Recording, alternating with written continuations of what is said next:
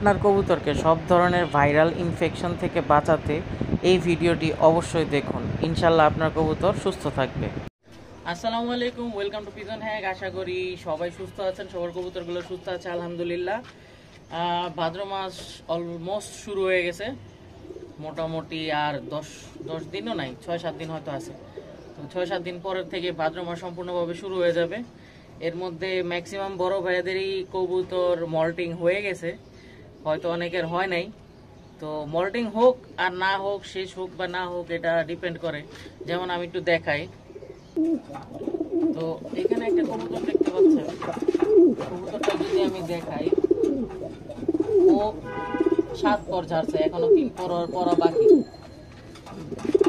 তারপরে ওর দমটা যদি দেখেন, দমগুলা এখনো সবগুলো পইরে উঠে না। এখানে কাছাকাছি 4-5টা দম এখনো আছে, যেগুলা পইরে আবার উঠবে।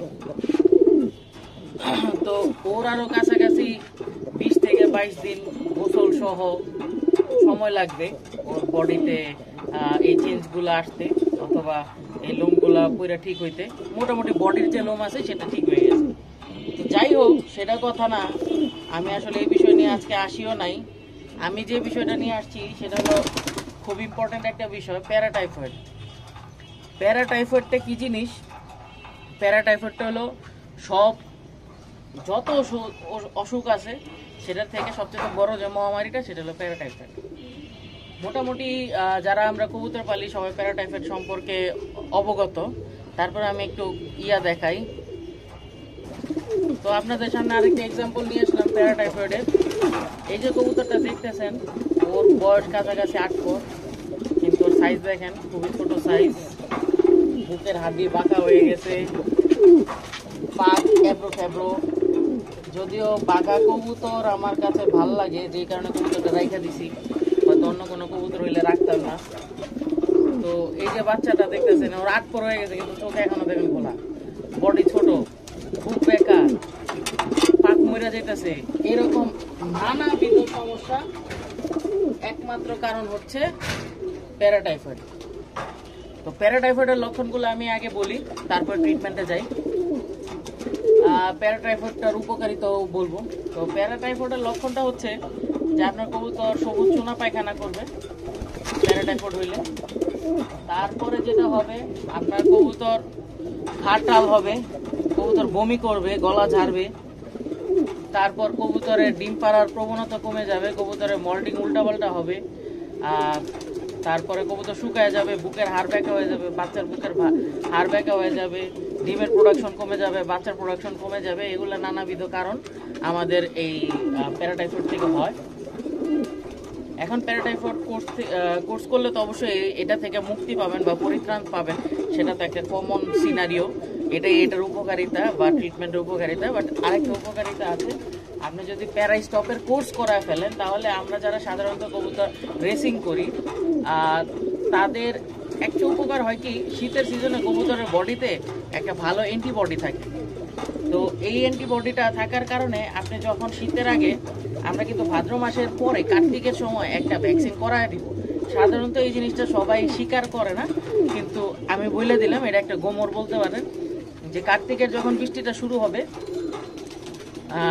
তখন ওই সময় আমরা একটা কবুতরকে নিউক্যাসল প্লাস ব্রঙ্কাইটিসের একটা ভ্যাকসিন দিয়ে দিব।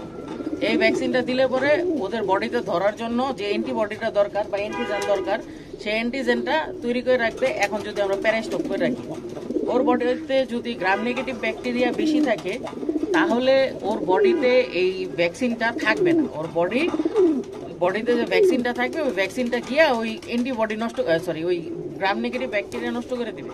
কিন্তু পরবর্তীতে ওর বডিতে সাস্টেইন করার জন্য যে অ্যান্টিবডি তৈরি করা দরকার, সেটা ওই ভ্যাকসিন আর তৈরি করবে না।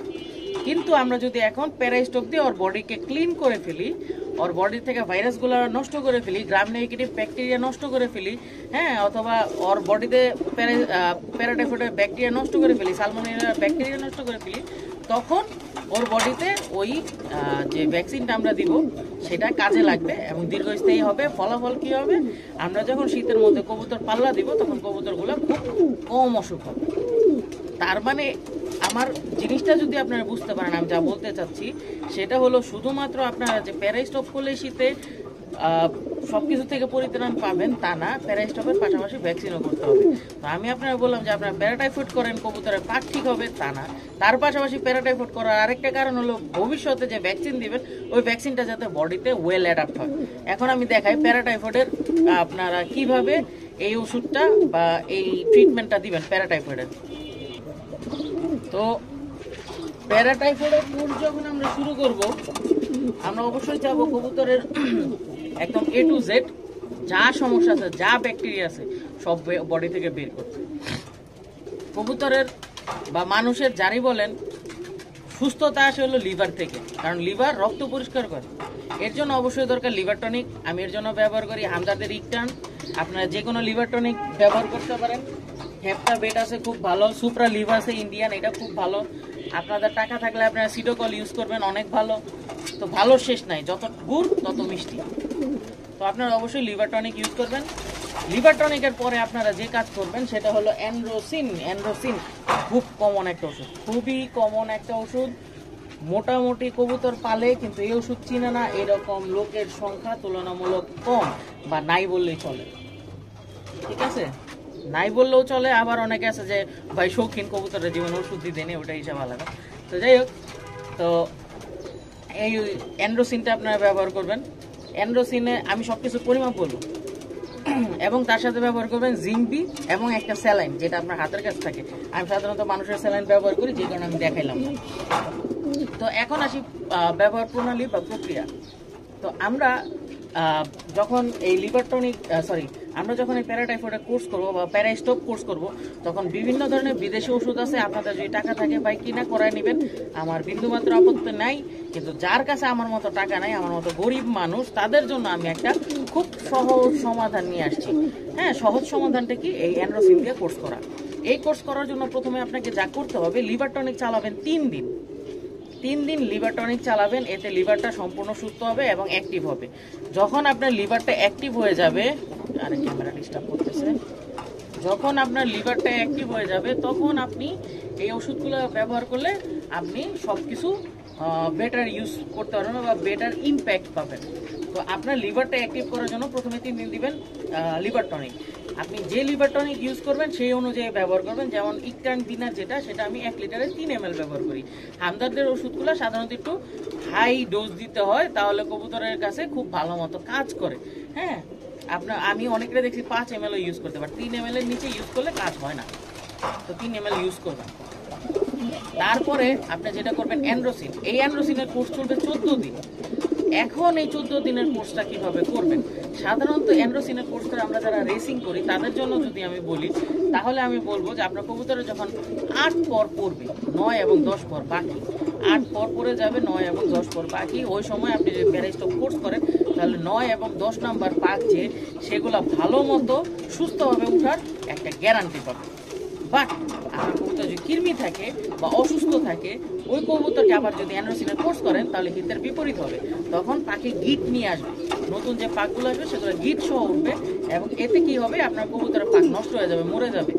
আমি ভাই ভিডিওটা লম্বা হলেও একটু দেখেন, আমি স্পেসিফিক অনেক কিছু বলতেছি, ঠিক আছে? তো যাই হোক, আপনারা ভাই আমার থেকে অনেক ভালো বুঝেন, আমি ছোট মানুষ। আমার ভিডিও যারা দেখেন তারা আমাকে আসলে ছোট হিসাবেই নিয়েন। আমি ছোট মানুষ, আমার কথায় খুব একটা বেশি গুরুত্ব দেওয়ার দরকার নেই। আর যারা মন চায় আমারটা শুনলেন, কাজে আসবে ইনশাআল্লাহ। তো অ্যান্ড্রোসিনের কোর্সটা যখন আমরা 14 দিন করব, তখন আমরা যেভাবে করব, প্রথম 5 দিন 1 লিটারে 3 ml করে দিব। প্রথম 5 দিন 1 লিটারে 3 ml এক বেলা করে, ঠিক আছে? সকালবেলা খালি পেট হলে সবচেয়ে ভালো। অথবা আমি যেটা করি, আমি করি খাওয়ার পরে অ্যান্ড্রোসিনটা খাওয়াই।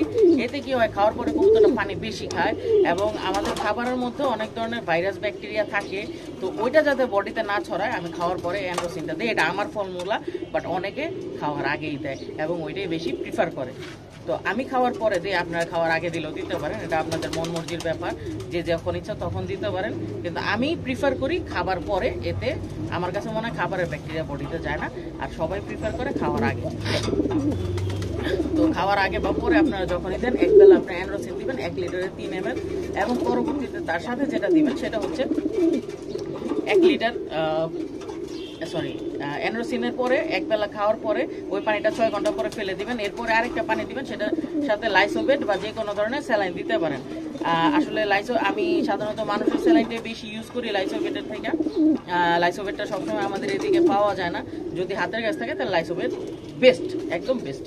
আচ্ছা, এরপরে আপনারা যা করবেন 14 দিন পরে, এর মধ্যে আপনার কবুতরে অনেক চুনা পায়খানা করবে, অনেক সবুজ পায়খানা করবে, এতে ভয় পাওয়ার কিছু নেই। প্রথম 5 দিন পর থেকে আমরা যখন ডোজটা কমায় দিব তখন ডোজটা হবে 1 লিটারে 2 ml অথবা 1.5 ml। এটা আপনার কবুতরের কন্ডিশন বুঝা, কারণ আমরা যখন অ্যান্ড্রোসিন দিব কবুতর ভেঙে যাবে, যদি বেশি ভেঙে যায় তখন 1.5 ml, যদি কম ভাঙে তাহলে 2 ml। আপনার কবুতরের বডিতে কীরকম নিতে পারে সেটা আপনার বুঝতে হবে। তো সেখানে আপনি কি করবেন, 1.5 বা 2 ml দিয়ে আপনারা আরও 9 দিন চালাবেন। এইভাবে 14 দিনের একটা কোর্স করবেন। 14 দিন পরে আপনারা জিঙ্ক বি অথবা যে কোনো ভিটামিন বি কমপ্লেক্স অথবা যে কোনো জিঙ্ক আপনারা চালাবেন, সেটা চলবে মিনিমাম 3 থেকে 5 দিন। এতে আপনার কবুতরের বডিতে যা ধকল গেছে সেটা কমে যাবে, বডি স্ট্রেস কমে যাবে, কবুতরের বডি আবার রিজেনারেট হওয়া শুরু করবে, কবুতর মোটা হবে, স্বাস্থ্যবান হবে। তখন আপনারা কবুতরটাকে আস্তে আস্তে বাইরে দিবেন, ভাদ্র মাসে রোদ খাওয়াবেন, কবুতরটা সম্পূর্ণ সুস্থভাবে থাকবে এবং আপনার কবুতরের প্যারাটাইফয়েড সালমোনেলা জনিত যা সমস্যা আছে সবগুলো থেকে পরিত্রাণ থাকবে। এরপরে আপনারা যেটা করবেন, অবশ্যই খাবার বিশুদ্ধ পানি, বিশুদ্ধ পরিষ্কার খাবার দিবেন। ইনশাল্লাহ শীতের সিজনে আপনার সমস্যা হবে না। তারপরে কার্তিক মাসে গিয়ে আপনারা যদি একটা ভ্যাকসিন করায় নিতে পারেন ব্রঙ্কাইটিস এবং নিউক্যাসেলের, ঠিক আছে, লাসোটার একটা ভ্যাকসিন আছে খুবই ভালো, আমি যেটা ইউজ করি। আপনারা যদি ওই ভ্যাকসিনটা ইউজ করতে পারেন, আপনারা বললে হবে লাসোটা নিউক্যাসেল প্লাস ব্রঙ্কাইটিসের ভাইরাস ভ্যাকসিন বললে পরে ওরা দিয়ে দিবে, আপনাকে ভ্যাকসিন দিয়ে দিবে। এবং সেই ভ্যাকসিনটা আপনারা যদি ইউজ করেন আশা করতেছি আপনারা খুব ভালো ফলাফল পাবেন। তো আজকের এই ভিডিওটা ছিল সম্পূর্ণ প্যারাটাইফয়েড জনিত কারণ এবং সবকিছু নিয়ে। তো এই প্যারাটাইফয়েড থেকে আপনারা যদি পরিত্রাণ পান, ইনশাল্লাহ আপনাদের এই সিজন সম্পূর্ণ সুস্থ। আলহামদুলিল্লাহ, আপনাদের দোয়ায় আমার কবুতর এই বছরে আজ পর্যন্ত একটা কবুতর মরে নাই, বিগত 3 বছরের মধ্যে কোনো কবুতর মরে নাই অসুস্থজনিত কারণে, ঠিক আছে। তো আমি আপনাদের অ্যাসিওর করতেছি যে আপনারা যদি করেন ইনশাল্লাহ কবুতর ভালো থাকবে। হ্যাঁ, আমি বরত্ব করতেছি না, আল্লাহর রহমত ছিল, আল্লাহ দিছে, আমার কবুতর সুস্থ আছে, আপনাদের কবুতরও সুস্থ থাকবে। কিন্তু আল্লাহ তো শুধু শুধু দিবে না, বা একটু কষ্ট আপনাদেরও করতে হবে। একটু কষ্ট করেন কবুতরের জন্য, কবুতর ভালো থাকবে, আপনি ভালো থাকবেন, আপনার মন খুশি থাকবে, ঠিক আছে। তো ধন্যবাদ, আজকের ভিডিও এই পর্যন্তই। যদি কোনো কিছু দরকার হয় আমাকে জানাবেন, অবশ্যই আমি সেই বিষয়ে একটা ভিডিও করে দিব। ধন্যবাদ, আসসালামু আলাইকুম।